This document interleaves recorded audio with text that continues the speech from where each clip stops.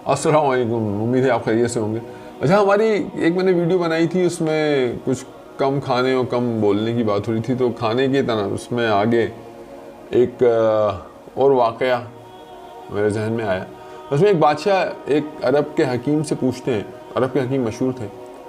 तो बादशाह पूछता है कि एक दिन में कितना आदमी को खाना चाहिए। तो वो हकीम जवाब देते हैं कि 1.5 पाव, मकदार बताते हैं जो 1.5 पाव।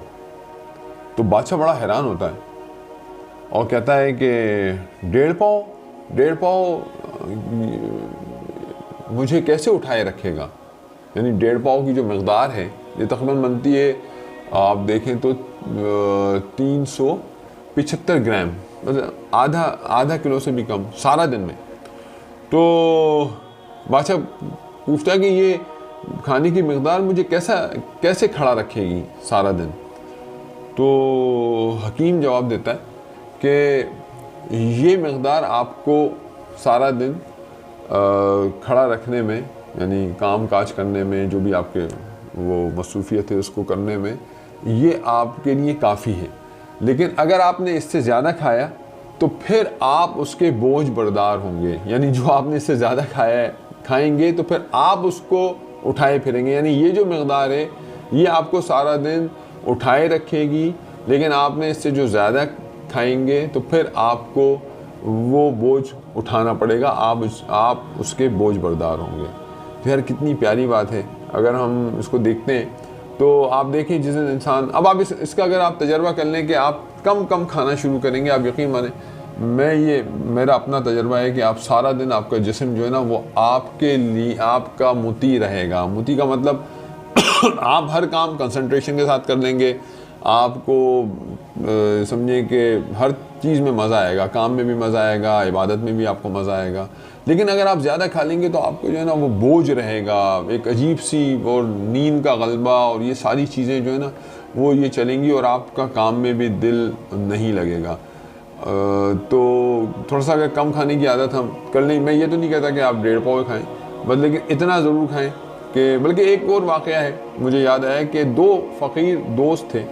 तो दोनों एक साथ रहते थे, बहुत गहरी दोस्ती थी। एक जो है वो बहुत लागर था, कमज़ोर था, और दूसरा फ़कीर जो था वो बहुत ज़बरदस्त। अच्छा, जो कमज़ोर था उसकी ये आदत थी कि वो दिन में जो है वो समझे कि 2-2 दिन तक कुछ नहीं खाए तो उसको कोई फ़र्क नहीं पड़ता था।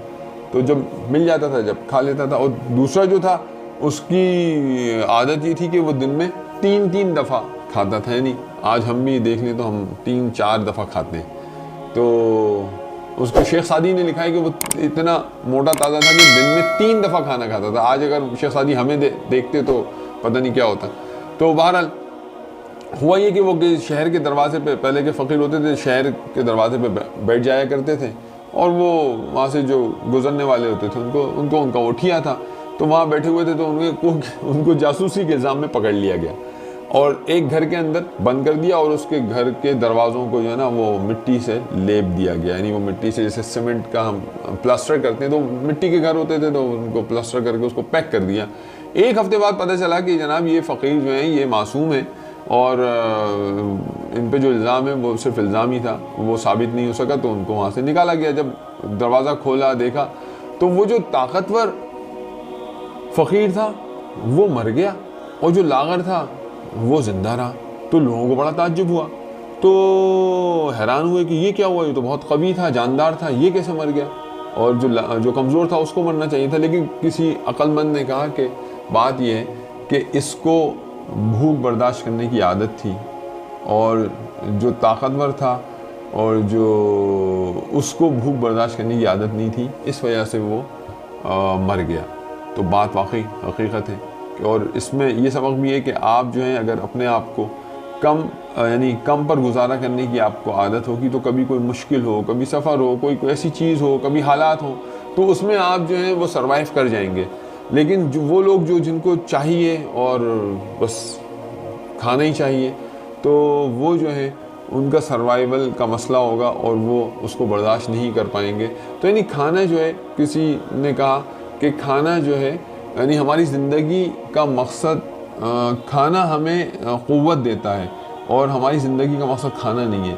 बल्कि लेकिन उसको हमने अपनी ज़िंदगी का मकसद जो है वो खाना बना रखा है।